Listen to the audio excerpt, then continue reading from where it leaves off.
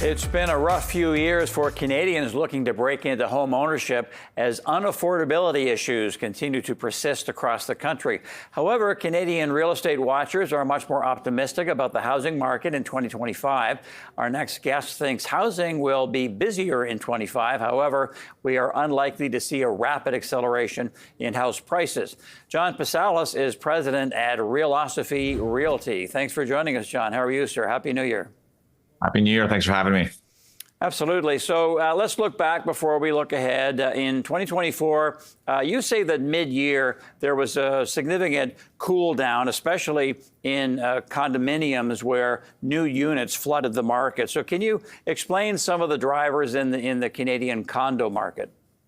Yeah, absolutely. I mean, the first half of the year was pretty busy. Then, all of a sudden the market shifted. We saw a lot of investors decides to exit the market for some reason. I mean, part of it, of course, is just cash flow, affordability. So we saw a very dramatic increase in the number of listings coming on the market for sale. Demand had cooled down further. And this just resulted in effectively a record number of condominiums available for sale in the second half of 2024. And many of the units that were sitting on the market for quite a while were these smaller investor-owned units, studios and small one-bedrooms. All right. And then in the low-rise housing market, again, a decent start, a cool off mid-year. How would you, but better than condos for sure, how would you characterize the low-rise market in 2024? Yeah, it was, I'd say it was a boring market. It was not a very typical housing market for the Toronto area. In the Toronto area, we're used to things being busy. We're used to homes selling pretty quickly. We're used to homes, nice homes getting multiple offers, even if they're not getting 20, maybe they're getting one or two or three. This is typically what happens in the Toronto area. And that had cooled down a lot in the second half of 2024. More homes were just sitting on the market a lot longer, not getting multiple offers. And even in some very desirable neighborhoods, the demand had fallen off a cliff. All right, so let's keep that going for 2025. You're seeing a bifurcated market between low-rise and condos. You think they're going to head in different directions. Let's keep it going here with low-rise. What are your expectations this year?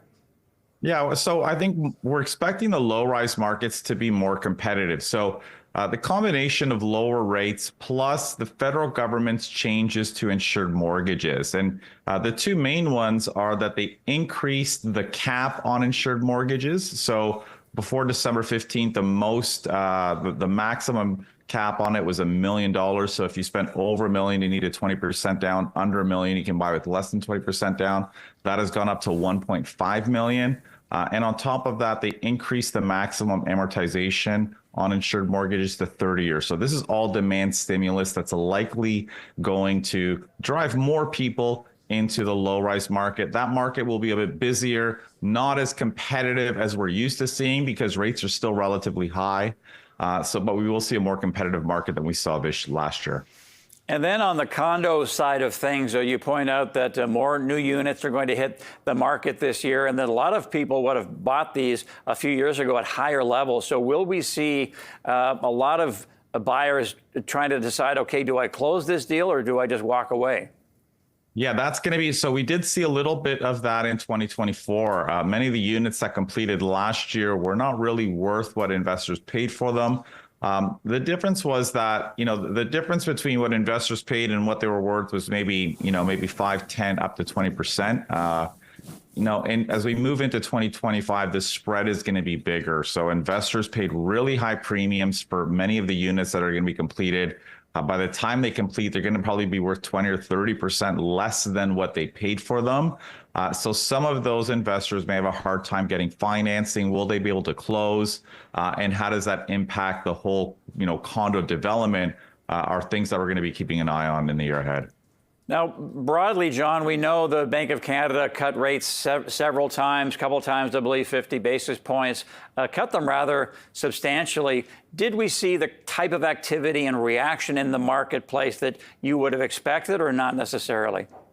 We did see a little bit of an uptick in the last quarter of 2024. But I think part of it wasn't so much an uptick due to the cut of rates. I think more buyers were jumping in in anticipation that the market might be more competitive in 2025. So some of the people that were jumping in the last quarter were trying to get ahead of what they think might be a busy market. I think, some buyers, their expectations, they think the market's going to be a lot busier than I think most people in my industry think it's going to be. It's certainly going to be busy, but we're not going to have like 20 people competing for homes the way we used to. And then when we talk about unaffordability, what are the key things, the factors that people mention that keep them out of the housing market? Is it borrowing cost, inflation, a weak loonie, combination of all three?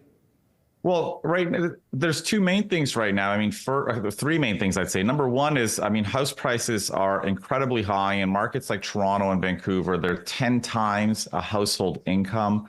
And when you can only borrow about 4.5 times your income, it's very difficult to buy a home. Couple that with obviously higher interest rates. Maybe not obviously a lot lower than they were 2 years ago or a year ago, but still relatively high. And on top of that, underwriting guidelines are a lot harder and stricter than they were 10 years ago. When people were buying homes 10 years ago, they were not getting stress tested at an interest rate that was 2% above what they're actually paying. And today's buyers are, of course, being stress tested. So the combination of higher rates, tighter underwriting and mortgage qualifying guidelines, plus higher home prices has made it a lot higher for buyers to get into the market today. Thanks for your time today, John. We appreciate it. Thanks for having me.